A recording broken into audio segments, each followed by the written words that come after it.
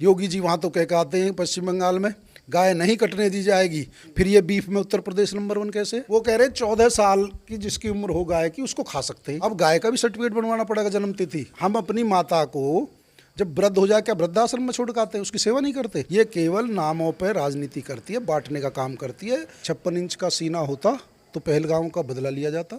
इस वक्त मैं मुजफ्फरनगर में मौजूद हूँ। हमारे साथ एएसपी के वरिष्ठ नेता और राष्ट्रीय महासचिव रविंदर भाटी जी मौजूद हैं। इनसे बातचीत कर लेते हैं। रविंदर जी, आज आप मुजफ्फरनगर पहुँचे हैं, तो क्या कुछ कहना चाहेंगे? देखिए, जो प्रदेश के हालात हैं, जिस तरह जनता जो त्रस्त है महंगाई से, बेरोजगारी से, और अभी मुझे बताया कि यहाँ 150 साल जो अंग्रेज़ों का बनाया हुआ पुल है उस पर आज तक सरकार की तरफ से कोई ध्यान नहीं दिया गया। और ये पुल इतने ज़्यादा ट्रांसपोर्टेशन है, इतने गांवों को जोड़ता है, शहर से जोड़ता है। डेली जब कोई सरकार या तो इंतज़ार कर रही है कि यहाँ कोई हादसा हो, उसके बाद इस पर कार्रवाई हो। हमारे बहुत साथियों ने, विकास भाई जैसे भाइयों ने ये आवाज़ उठाई है अपनी कलम की ताकत के द्वारा, लेकिन सरकार गूंगी बहरी है और वो पत्रकारिता पे ज़्यादा उन्होंने पहरा लगा रखा है। वो अपनी विरोध की या काम की बात सुनती नहीं है। तो मेरा ये कहना है, पूरे उत्तर प्रदेश में परिवर्तन का समय, और इसको ही लेके हमारे आज़ाद समाज पार्टी के राष्ट्रीय अध्यक्ष जी और हम 4 जून से व्यवस्था परिवर्तन के लिए सत्ता परिवर्तन यात्रा बिजनौर से शुरू कर रहे हैं। आज उसी क्रम में हम मीरापुर और मुजफ्फरनगर के विभिन्न गांवों में जनसंपर्क अभियान चला रहे हैं, ताकि सड़कों पर ज़्यादा से ज़्यादा सांकेतिक रूप से, संवैधानिक रूप से हम विरोध प्रदर्शन कर सकें सरकार की गलत नीतियों का, महंगाई का, डीजल पेट्रोल की कीमतों का, गैस सिलेंडरों की कीमतों का। अभी देखा हो आपने, बिजली पे भी 10% और बढ़ा दिया सरकार, तो बिजली भी बहुत महंगी है। किसानों के लिए तो चारों तरफ से मार पड़ रही है। जब महंगाई की बात होती है तो देश के बारे में बताया जाता है कि देश तरक्की कर रहा है। अब से पहले देश को कोई जानता नहीं था। 2014 से पहले जो नेता थे वो उस सब लूट के खा गए। आप बिल्कुल सही कह रहे हो, तरक्की तो देश कर रहा है। 80 करोड़ लोगों को फ्री भोजन मिल रहा है और कहते हैं देश विकसित देश बनेगा, विश्व गुरु बनेगा। जब 140 करोड़ में से 80 करोड़ लोगों को मुफ्त अनाज दे रहे हैं, प्रति व्यक्ति कहाँ उनकी आय बची? वो निर्धन तो अपना आप ही देश इन्होंने मान लिया। तो सरकार की कथनी करनी में अंतर है। 56 इंच का जो सीना था वो नकली है। 56 इंच का सीना होता तो पहलगाम का बदला लिया जाता। ट्रंप के कहने से पूछ दबा के बैठते नहीं घर पे। और तेल, जो ईरान सस्ता तेल दे रहा था और रसिया सस्ता तेल दे रहा था, जिसका ईरान से आने में भी 8-10 दिन का समय लगता था, लेकिन जो अमेरिका कह रहा है कि वहाँ से खरीदो, यहाँ से खरीदोगे, तो ये कहाँ 56 इंच का सीना, कहाँ विश्व गुरु बनने की तरफ है? ये तो देश ऐसा महसूस हो रहा है जैसे सीआई के एजेंट के तौर पर भारतीय जनता पार्टी काम कर रही हो।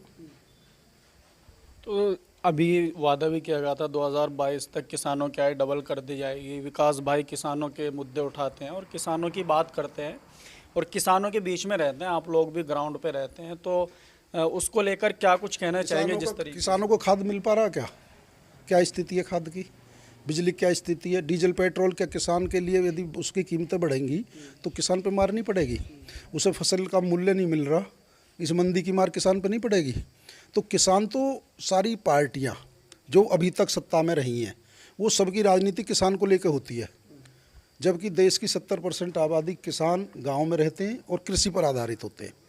ये वो किसान जाति वो जाति है जिन्होंने कोरोना जैसी महामारी में भी अन्न उगाने का काम किया, अपने घर नहीं बैठे। यदि अडानी अंबानी की तरह, धन्ना सेठों की तरह अपने घर बैठे होते तो देश भूखा मर जाता। उस धरती पुत्र, उस अन्नदाता को आज उसको 4 गुना 2 गुना कहने की जगह उसे लागत का ही मूल्य नहीं मिल पा रहा। इसके बारे में तो बात नहीं हो पाती ना। अगर बात होती है जाति को लेके, बात होती है हिंदू मुसलमान को लेके, बात होती है मंदिर मस्जिद है। बीजेपी ना तो रोजगार की बात करेगी, ना वो शिक्षा की बात करेगी, ना वो अच्छी चिकित्सा की बात करेगी, ना वो डीजल पेट्रोल कीमतों की बात करेगी। वो तो ये बात कहेगी सोना मत खरीदो, खाना मत खाओ, आप जो बाहर घूमने मत जाओ, घर से काम करो। घर से कितने किसान लोग क्या घर से काम कर लें घर बैठ के? तो ये केवल ये सरकार जो है ये हिंदू मुस्लिम पे, कब्रिस्तान सबस्तान पे, हनुमान और रहमान पे, ये केवल नामों पे राजनीति करती है, बांटने का काम करती है। विकास से इसका कोई मतलब है ही नहीं। और हर मामले में सरकार फेल हुई है, चाहे नोटबंदी हो, चाहे जीएसटी हो। देश में आज किसी भी देश में सबसे ज़्यादा कहीं टैक्स है तो भारत में है, 18%, 28%, 12%। तो मुझे एक चीज़ बता दो कि इन्होंने योजना लाई हो, एक काम किया हो देश के लिए हित में। काम बंद तो बहुत किए हैं, प्राइमरी स्कूल बंद कर दिए, 27,000 के करीब तो प्राइमरी स्कूल यूपी में ही बंद कर दिए। तो ये तो बंद करने का काम करती है, कोई नया उद्घाटन नया काम करने का इनके उसमें कोई एजेंडे में नहीं। इन्हें पता है कि हमें केवल चुनाव के आसपास आके कोई दंगा कराएंगे, पोलराइजेशन हो जाएगा और तुम्हारी सरकार आ जाएगी। लेकिन जनता अब जागरूक हो रही है। पेपर नीट के पेपर अभी लीक हुए, पिछले 12 सालों में कम से कम 25 बार तो बड़े पेपर बड़े एग्ज़ाम पेपर लीक हुए। सरकार एक लीक को नहीं रोक पा रही, तो सरकार तो हर मामले में फेल है। ये महामारी में कोरोना में भी फेल हुई, ये डीजल पेट्रोल में भी फेल हुई, ये रोज़गार देने में भी फेल है, ये विदेश नीति में भी फेल है। कोई मुझे एक कारण बता दो जो सरकार ने अच्छा कार्य किया हो किसी भी वर्ग को लेकर। अच्छा, मौलाना अरशद मदनी है, उन्होंने बयान दिया है कि गाय को राष्ट्रीय पशु घोषित करो। तो सरकार के सामने मजबूरी क्या है? 12 साल मोदी सरकार होगी और यूपी में भी 10 साल होगी। मदनी जी के अलावा पश्चिम बंगाल में के मुसलमानों ने आंदोलन किया, भोपाल में मुसलमानों ने आंदोलन किया कि गाय को राष्ट्रमाता घोषित किया जाए। अब तो बजरंग दल और गौरक्षक दल और कोई बीजेपी की तरफ से बयान नहीं आया। एक मुख्यमंत्री का तो बयान आया है, सुवेंद्र क्या नाम है उनका, पश्चिम बंगाल के, वो कह रहे 14 साल की जिसकी उम्र हो गाय की उसको खा सकते हैं। अब गाय का भी सर्टिफिकेट बनवाना पड़ेगा जन्म तिथि। किसी ने 13 साल की गाय को यदि काट दिया या खा लिया तो उस पर मुकदमा लगेगा। अच्छा एक बात बताइए, हम अपनी माता को जब वृद्ध हो जाए क्या वृद्धाश्रम में छोड़ के आते हैं, उसकी सेवा नहीं करते? 12 साल तो तुम उसका दूध पी रहे हो और 14 साल के होते नहीं उसे आप काट सकते हो। एक असम के मुख्यमंत्री हैं बीजेपी के, वो कहते हैं कि बाहर मीट मत खाओ अंदर खा लो।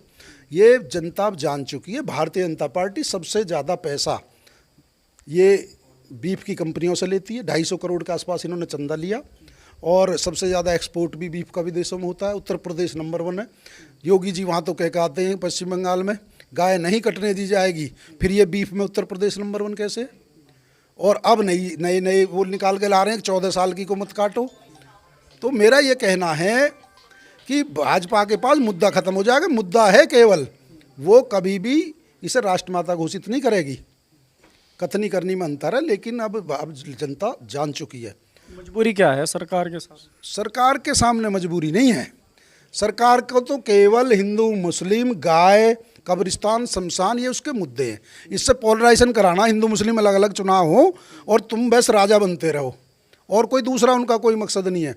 वो किसी भी काम पे आप बताओ, ये नीट का आज तक इन्हों पे इलाज क्यों नहीं हुआ? नीट पेपर का इन्होंने लीक हो रहे हैं, अन्य परीक्षा लीक हो रही है, किसी को सजा दी?